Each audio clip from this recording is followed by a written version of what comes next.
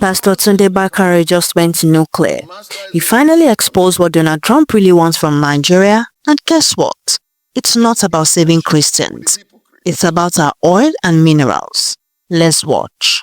Fellow citizens, since Friday, October 31, 2025, our country has found itself in the center of an unfolding storm. It began with the announcement by President Donald Trump of the United States, redesignating Nigeria as a country of particular concern. When I first heard CPC, I thought it was a party that we killed to form APC. You know, it was CPC. Nigeria became a country of particular concern over allegations of a government-oriented killing of Christians. The U.S. president's subsequent threat to come into our country, guns are blazing, to undertake what he described as a fast, vicious, and swift attack on terrorists has jolted a hitherto sleeping giant into sudden frenzy. Within the same period, the existential dangers that once lurked beneath the surface of our national life are now breaking through, demanding urgent attention, even as terrorists intensify their threats and attacks against the Nigerian state. From the ambush of troops of the 25 Task Force Brigade in Borno State by the Islamic State of West Africa Province, ISWAP, in which Brigade Commander M. Uba and 3 others were killed, to the attack on Government Girls Comprehensive Secondary School in Maga, Kebbi State, in which dozens of schoolgirls were abducted and the vice principal killed, to the attacks on Christ Apostolic Church, Eriku, Ekiti local government area in Kwara State, in which dozens of worshippers were kidnapped, to the kidnapping of hundreds of students from St. Mary's Catholic School in Papiri Town, Niger State, all in the space of 1 week. The level of insecurity seems to have worsened in response to this global focus on Nigeria as terrorists and bandits brazenly dare the Nigerian state.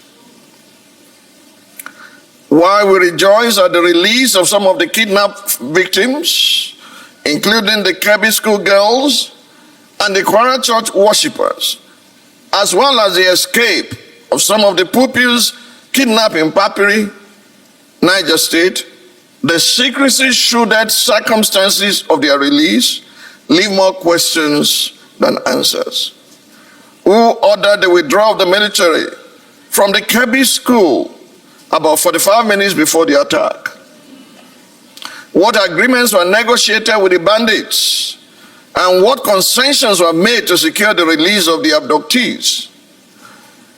The continuing attacks on communities further underscore the need for fundamental interventions that go to the very essence of our nationhood and the quality of governance in both domestic and foreign policy contexts. Fellow citizens, in these past weeks, our beloved country, Nigeria, has endured its most humiliating international public image since the Abacha era.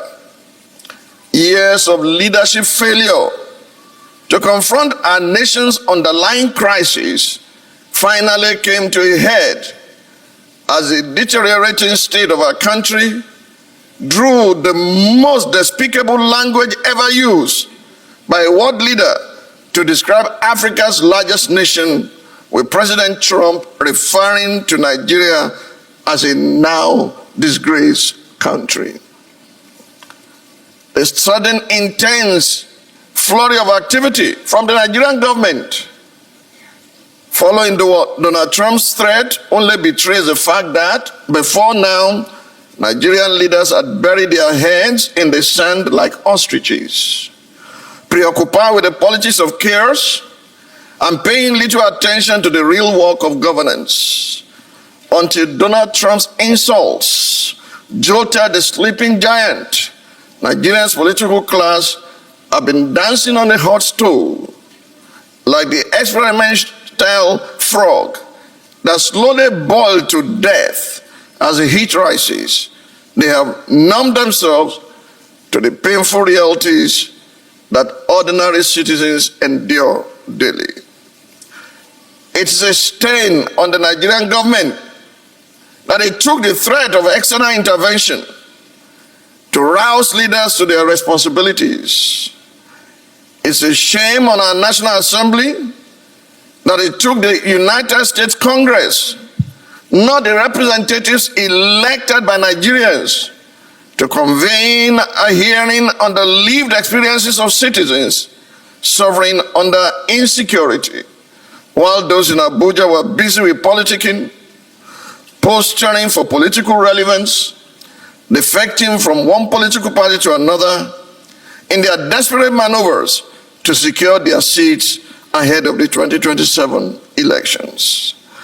It's indeed a shame that Nigeria's foreign affairs architecture failed all the while to mobilize Nigeria's dwindling diplomatic goodwill to secure international support for the war on terror, only to respond with excuses when that goodwill reached its lowest ebb.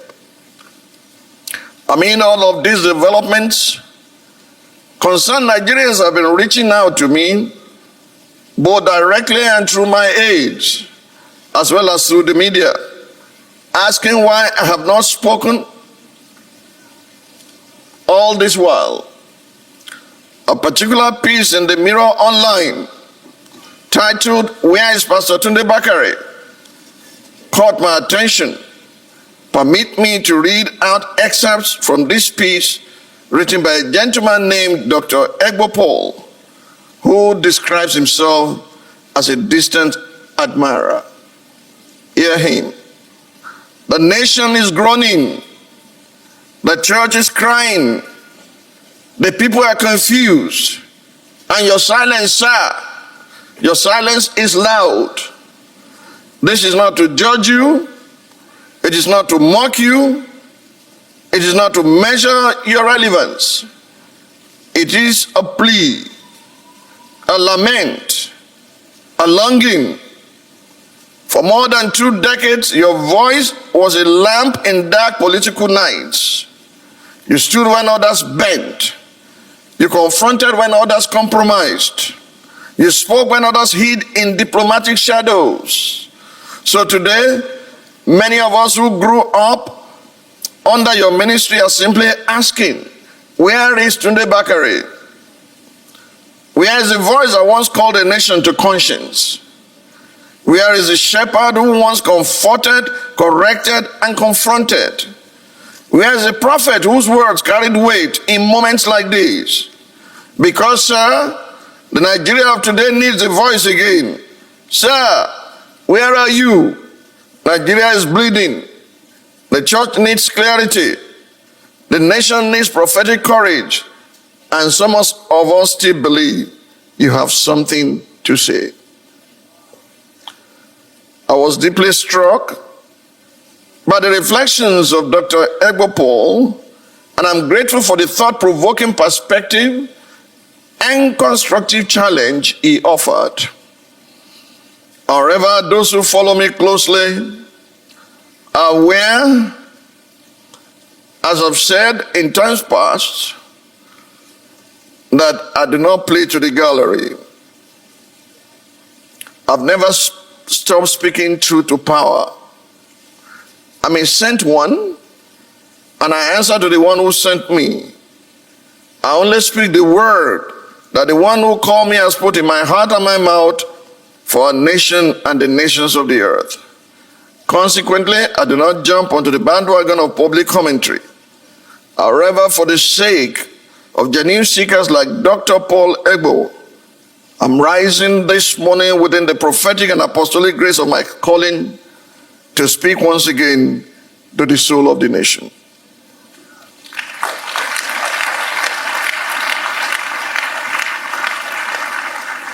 A crash course on spiritual intelligence. Fellow citizens, let me begin by reminding us that God cannot be crowded out of history. He is the author of history. As a matter of fact, history is his story. And the future is nothing but his story, concealed until it is revealed to his servants, the prophets. Whereas the nation went into a frenzy as a result of Donald Trump's pronouncements, these events did not take us by surprise because God had revealed them about a year before they happened. For the uninitiated, let me state that there exists a potent but often overlooked tool for national security, namely spiritual intelligence. This dimension of intelligence operates far beyond the traditional mechanisms available to state security institutions. Ordinarily, our security agencies depend on several established methods. Let me mention some of them. First, they rely on what they call open source intelligence, OSINT, which involves collecting information from publicly accessible materials such as news publications, broadcasts, and social media. They also make use of human intelligence, HUMINT, deploying agents, informants, diplomats, consular officers, and military personnel to gather critical insights. Additionally, they employ signals intelligence, SIGINT, by intercepting electronic communications, including phone conversations and other digital channels. Furthermore, they utilize imagery intelligence, drawing on aerial photography and satellite imagery to map and interpret threats. Although a superior intelligence gathering tool, spiritual intelligence, you can call it SPIRIT, if you will, does not replace these established methods used by agencies such as Department of State Services, DSS, the National Intelligence Agency, NIA, or the Directorate of Military Intelligence, DMI. Rather, within God's order, it is designed to complement, elevate, and sharpen them, providing direction, discernment, and insight that no human instrument can supply on its own. This is why you find those in power always consulting marabouts. From Joseph's interpretation of Pharaoh's dream, which catapulted Egypt to the center of a new global order, to Daniel's insights that fortified the Babylonian and Persian empires and ultimately secured the freedom of the Jews, Scripture shows us the power of spiritual intelligence in national affairs. From the vulnerability intelligence that positioned Gideon and his 300 men for victory, to David's divinely revealed battlefield strategies against invading armies of the Philistines, from Elisha's prophetic interception of Syrian war plans that repeatedly enabled Israel to thwart enemy attacks, to Ezekiel's spiritual transportation to Jerusalem that enabled him witness the hidden abomination of Israel's leaders right from his physical location in Babylon. The Bible is replete with examples of spiritual intelligence as a tool of national security. This tool remains as potent today as it was then because God is always at the peak of his power. For those who have followed our ministry over the years, you're likely aware of how God, through spiritual intelligence, has enabled us to obtain signals ahead of major events in our nation, giving us prior knowledge of what was going to happen. The earliest notable instance of this was the June 12, 1993 election annulment saga, when we knew beforehand and announced to the nation that the elections would be annulled.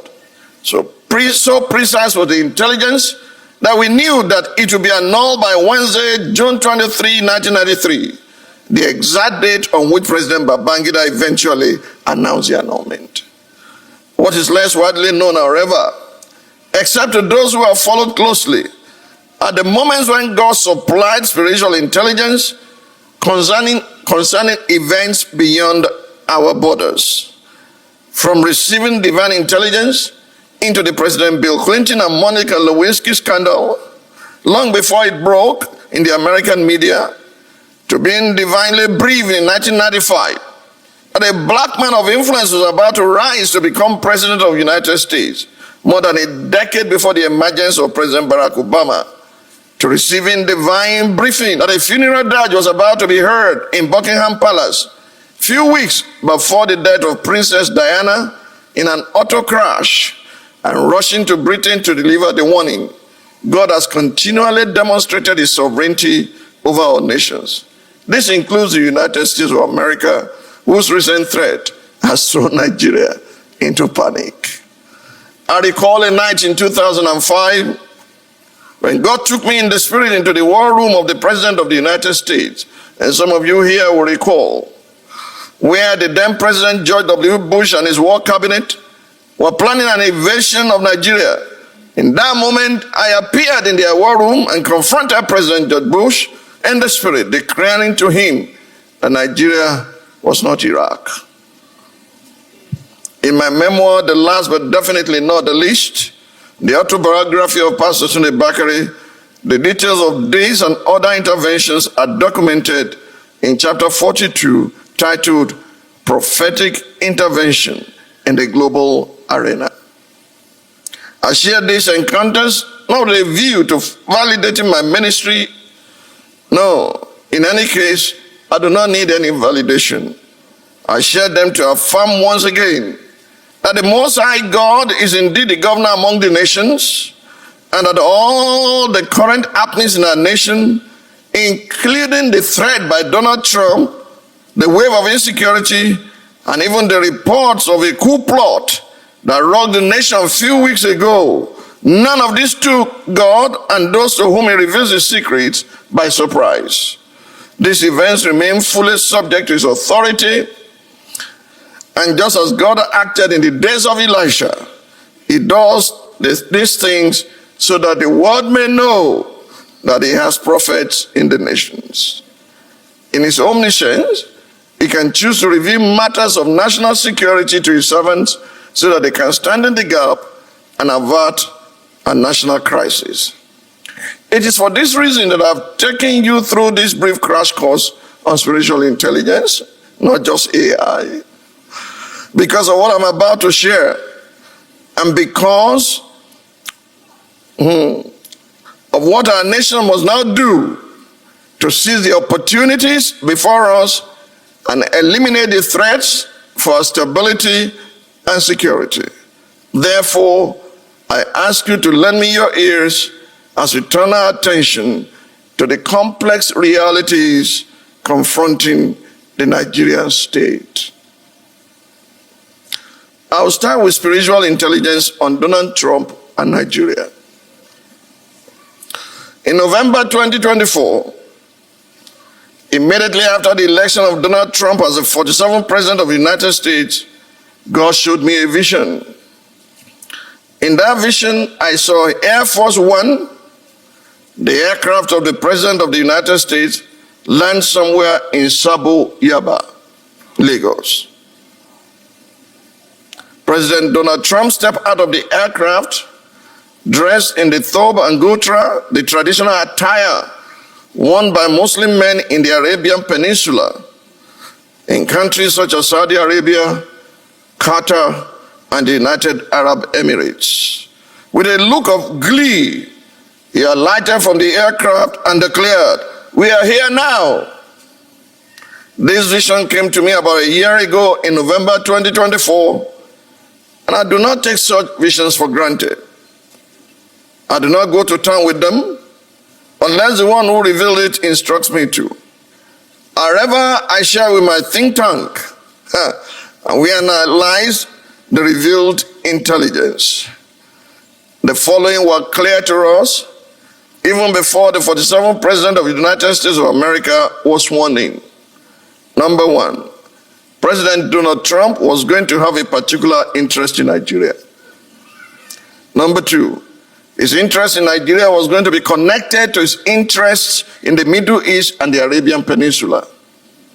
Number three, Nigeria's oil wealth was going to be critical to the Trump presidency, as will be other mineral resources and critical sectors like real estate.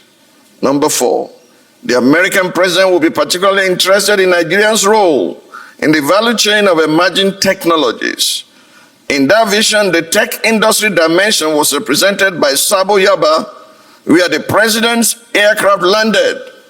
Sabo Yaba is the epicenter of Nigeria's tech startup hub, hosting such hubs as Co-Creation Hub, CC Hub, funded by Nigeria's current Minister of Communication, Innovation and Digital Economy, Dr. Bosun Tijani.